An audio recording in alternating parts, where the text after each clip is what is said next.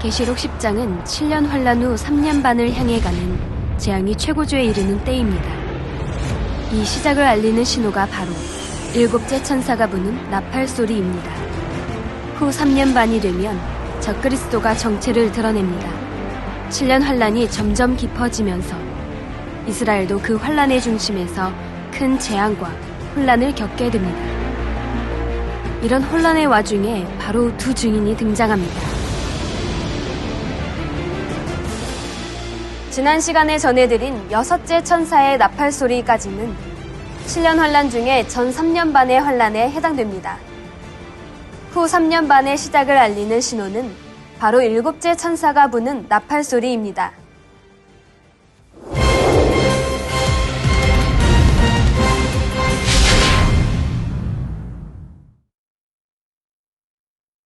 계시록 10장은 7년 환란 전체로 볼 때 재앙이 최고조에 이르는 때입니다. 2절에서 3절에 그 손에 펴놓인 작은 책을 들고 그 오른발은 바다를 밟고 왼발은 땅을 밟고 사자에 부르짖는 것 같이 큰 소리로 외치니 외칠 때에 7 우레가 그 소리를 바라더라 했습니다. 여기서 굳이 작은 책이라는 것은 전체적인 내용이 담긴 책이 아니라 일부의 내용이 담긴 책이기 때문입니다. 곧 후 3년 반에 있을 내용들만이 담긴 책입니다.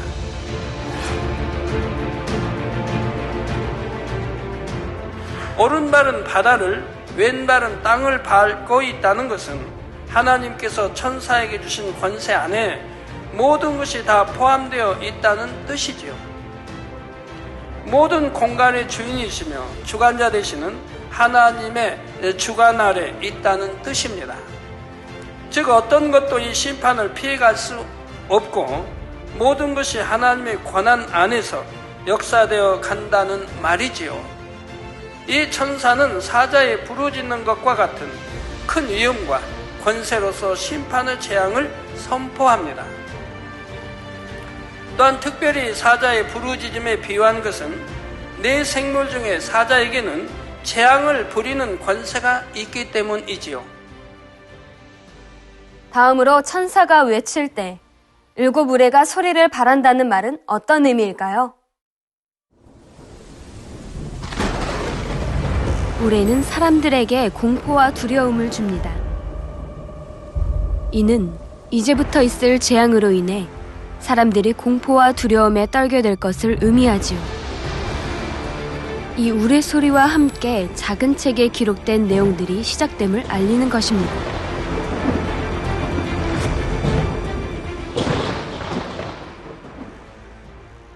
계시록 10장 4절에 7 우레가 발할 때에 내가 기록하려고 하다가 곧 들으니 하늘에서 소리나서 말하기를 7 우레가 발한 것을 임몽하고 기록하지 말라 하더라 했습니다. 그런데 계시록 22장 10절에 보면 오히려 또 내게 말하되 이 책의 예언의 말씀을 임봉하지 말라 내가 가까우니라 하셨지요. 그렇다면 왜 지금 7 우레가 발한 것은 임봉하고 기록하지 말라 하시는 것일까요?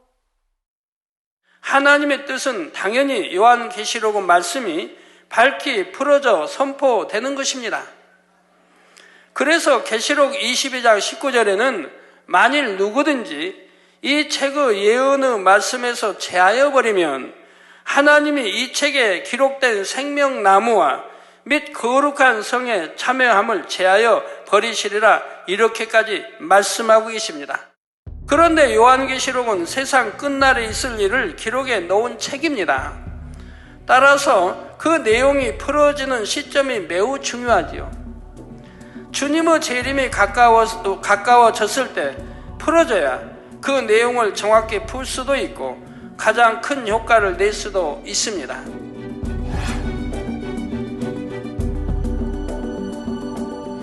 미리 알려줘서 유익이 된다면 그렇게 하겠지만 그렇게 할 필요가 없지요.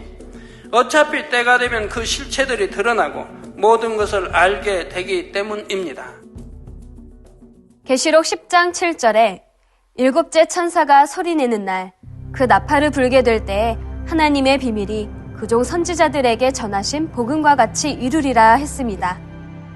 그렇다면 일곱째 천사의 나팔 소리와 함께 펼쳐지게 될 하나님의 비밀은 무엇일까요? 적그리스도의 멸망과 그 이후에 도래할 천년 왕국에 대한 것입니다.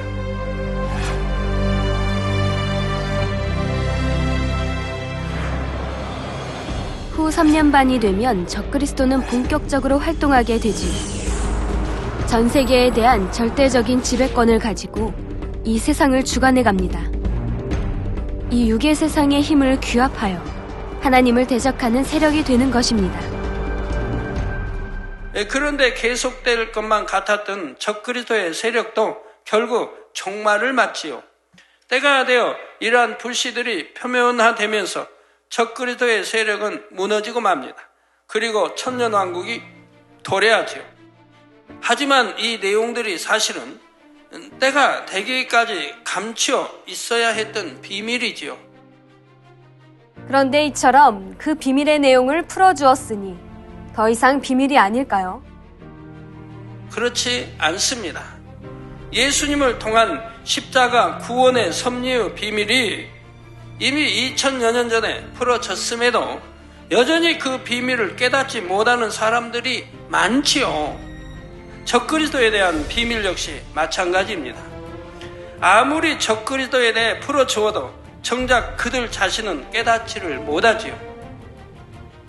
또한 적그리스도에 동조하게 될 수많은 사람들도 깨닫지를 못합니다. 만약 그들이 정말 이 비밀을 깨닫는다면 어찌 적그리스도와 함께 하겠습니까? 그런데 이처럼 적그리스도에 대해 풀어주어도 여전히 그들과 함께하는 사람들이 나옵니다.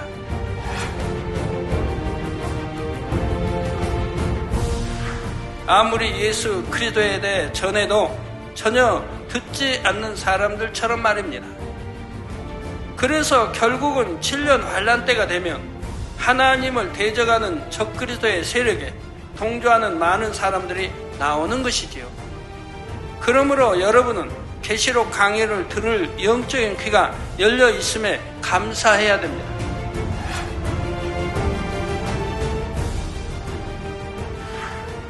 성경에 보면 앞일에 대한 큰 비밀을 알려주실 때는 주로 가브리엘 천사장이 나타납니다. 누가복음 1장 19절에는 천사가 대답하여 가로되 나는 하나님 앞에 섰는 가브리엘이라.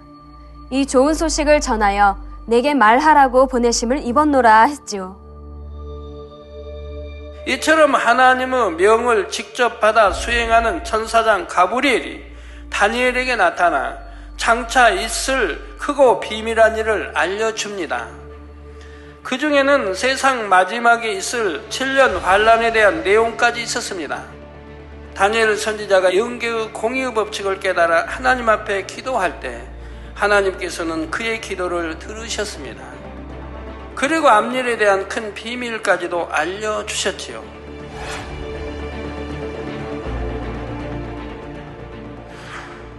다니엘 9장 24절에서 27절에 그가 장차 많은 사람으로 더불어 한 이래 동안의 언약을 굳게 정하겠고 그가 그 일의 절반에 제사와 예물을 금지할 것이며 또 잠포하여 미운 물건이 날개를 의지하여 설 것이며 또 이미 정한 종말까지 진노가 황폐케 하는 자에게 쏟아지리라 하였느니라 했지요. 먼저 여기서 이래란 어떤 뜻일까요? 이래란 순 우리말로서 일주일 즉 7일을 의미합니다. 그런데 여기서 말하는 이래란 단순히 7일을 의미하는 것이 아니라 7년을 의미한다는 사실입니다. 하루를 1년으로 계산하는 것이지요. 민수기 14장 34절에 보면 왜 하루를 1년으로 계산하는지를 알 수가 있습니다.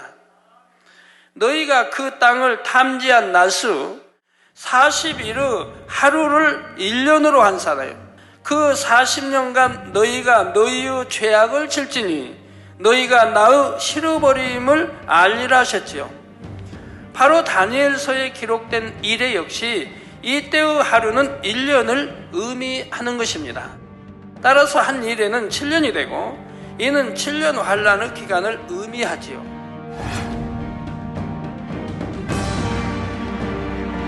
그러므로 27절의 내용은 한 이래 동안, 즉 장차 있을 7년 환란 동안 적그리스도가 이스라엘 민족에게 행할 일을 예언한 내용입니다.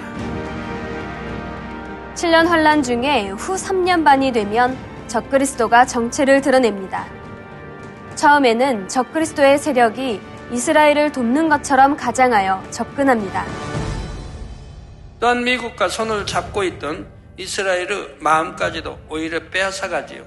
그러면서 일어나게 될 상황이 바로 마태복음 24장 15절에서 16절에 기록되어 있습니다.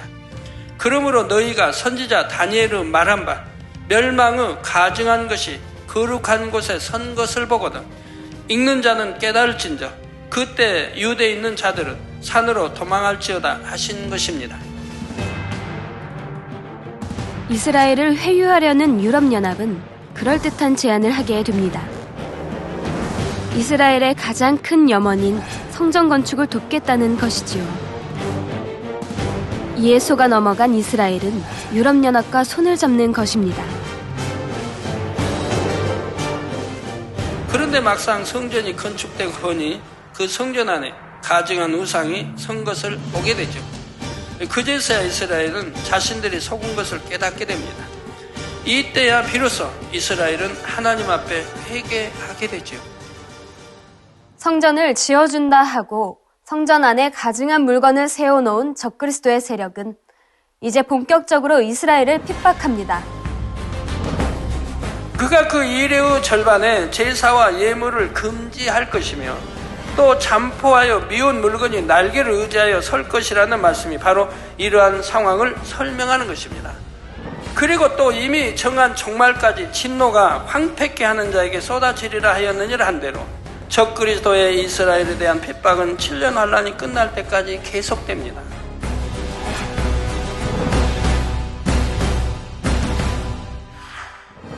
칠년 환란이 점점 깊어지면서 이스라엘도 그 환란의 중심에서 큰 재앙과 혼란을 겪게 됩니다. 세계 각국의 연합군이 격전하는 무대가 되어 나라와 국민들은 온통 피폐해져 갑니다. 그러나 이스라엘은 이런 환란 중에도 여전히 메시아를 기다립니다. 고난이 더해질수록 자신들을 구원할 왕 메시아를 더욱 사모하게 되죠. 그러다 가문이설로 다가오는 적그리스도를 우리들이 기다리던 메시아가 아닌가 이렇게 생각하는 상황에까지 이르게 됩니다. 이런 혼란 와중에 바로 오늘 본문에 나오는 두 증인이 등장합니다.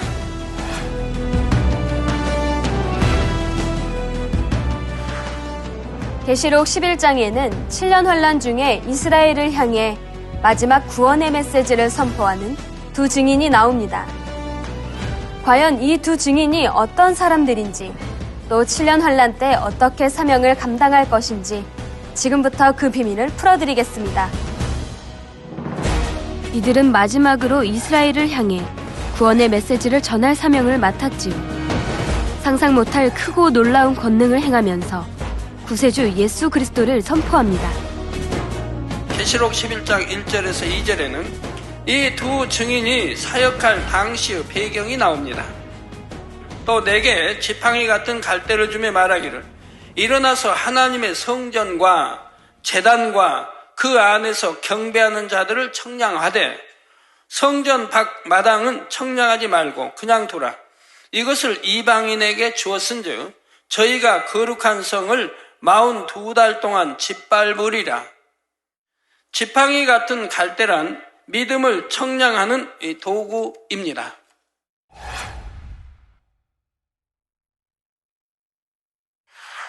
본문에 나오는 지팡이 같은 갈대도 믿음의 분량을 측정하며 구원의 여부를 결정하는 도구입니다. 주님께서 공중에 재림하실 때 들림받을지 땅에 남게 될지도 믿음의 정확한 측정에 따라 결정되지요. 7년 환란에 떨어진 사람들이 순교할 때도 그들의 모든 것이 정확히 측정됩니다. 그런데 이어지는 11장 2절 전반절에 성전 밖 마당은 청량하지 말고 그냥 두라. 이것을 이방인에게 주었은즉 했습니다.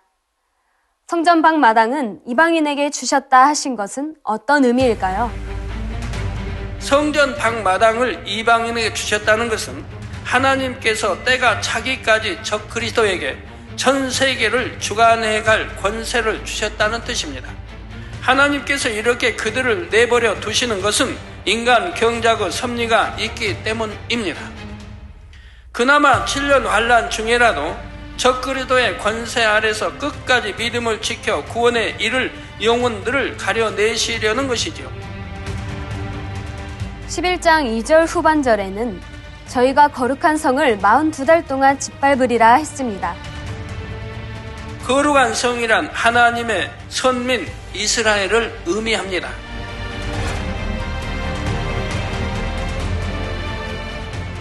마흔두 달은 곧 3년 반이지요. 이렇게 적그리스도와 이스라엘을 짓밟게 되면 원수 마귀는 아주 의기양양해집니다. 자신들이 하나님을 대적하여 큰 승리를 거둔 것처럼 여기지요. 이스라엘은 하나님의 택하신 민족이요 하나님의 섭리 안에 있는 민족입니다. 7년 환란 중에 적그리스도가 이스라엘을 짓밟는다 해도 그것으로 끝이 아닙니다. 결국은 완전한 하나님의 승리를 위하여 하나님께서 허락하신 과정일 뿐이지요. 신실하신 하나님께서는 택하신 백성을 반드시 구원하시며 그 계획이 이미 다 예비되어 있습니다. 그 과정 속에 포함된 것이 바로 오늘날 본제단이 이루고 있는 이스라엘 선교입니다. 오늘날까지 많은 기독교인들이 이스라엘 선교를 시도했지만 이루어지지 않았지요. 선민이라는 틀과 자부심 속에 단단히 굳어져서 복음을 철저히 거부하는 것입니다. 그러나 바위처럼 단단한 그들의 틀 속에도 미세한 빈틈은 있습니다. 구약의 말씀을 굳건히 믿고 있지만 영적인 의미를 다 깨우친 것이 아닙니다. 그런 말씀들이 궁금할 수밖에 없고 때로는 답답하게 여길 수밖에 없지요. 하나님께서 풀어주셔야만 그들의 궁금증을 해결할 수가 있습니다. 그래서 참으로 경건하고 진리에 갈급한 사람들은 이 성결의 말씀을 들을 때 시원함을 느낍니다. 이 말씀이 참임을 깨닫는 것이지요. 그리고 말씀을 확증하는 권능을 통해 이 말씀을 더욱 확신하게 됩니다. 뼛속 깊이까지 굳어진 정통 유대인들이라 해도 그들 중에 선한 중심을 가진 사람들은 결국 주님을 영접하게 되는 것입니다. 그런 사람들 중에 바로 두 증인도 있습니다. 본교의 사역은 씨를 뿌리는 역할입니다. 물론 본교회가 선교를 통해 많은 이스라엘 사람이 구원에 이르지만 이스라엘 전체를 복음화시키는 것은 아니지요. 그들이 본격적으로 사역을 하는 것은 우리가 휴거되고 난 후입니다. 그러나 휴거가 있기 전부터 이미 그들은 자신들의 사역을 준비하게 되지요. 하지만 우리가 뿌린 씨앗은 7년 환란 중에 본격적으로 열매를 맺지요. 이 두 증인을 통해 계속해서 더 많은 열매들이 맺혀지게 됩니다. 이들의 권능이 얼마나 큰지 사람으로서는 상상할 수조차 없는 일들을 수많은 사람들의 눈앞에서 보여줍니다. 이스라엘 백성들의 많은 수가 바로 이 두 증인의 사역을 통해 주님을 영접하게 되는 것입니다. 이것이 바로 하나님께서 예비하신 특별한 섭리이며 계획입니다.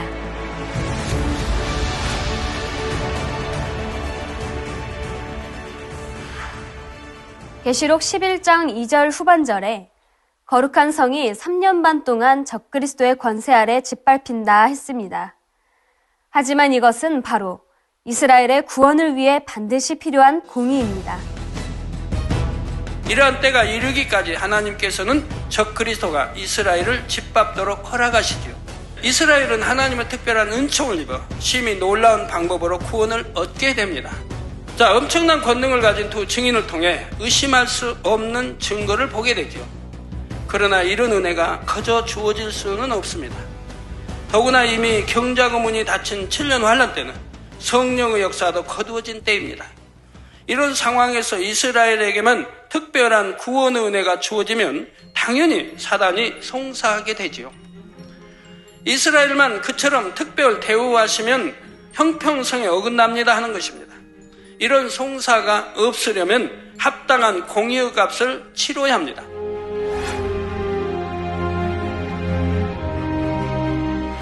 그 값을 치르는 방법이 바로 적그리스도에게 거룩한 성을 3년 반 동안 내어주는 것이지요.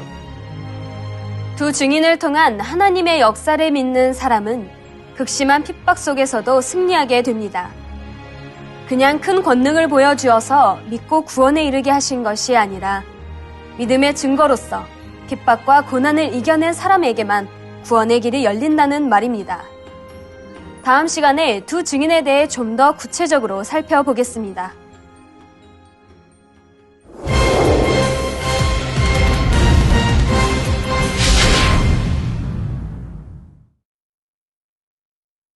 성경에 나오는 믿음의 사람들은 대부분 과거의 사람들입니다. 그러나 계시록의 두 증인은 바로 지금 우리와 동일한 시대에 살고 있습니다. 여러분이 막상 두 증인의 소식을 듣게 된다면 그 감격은 상상 이상일 것입니다. 로마서 13장 11절에 또한 너희가 이 시기를 알거니와 자다가 깰 때가 벌써 되었으니 이는 이제 우리의 구원이 처음 믿을 때보다 가까웠음이니라 했습니다. 두 증인에 대한 이 감격적인 예언의 성취를 보면서 더 이상 영적인 잠을 자서는 안 됩니다. 그래서 속히 신부단장을 마치고 주님께서 우리를 데리러 오시는 날 그 품에 꼭 안기시기를 바랍니다.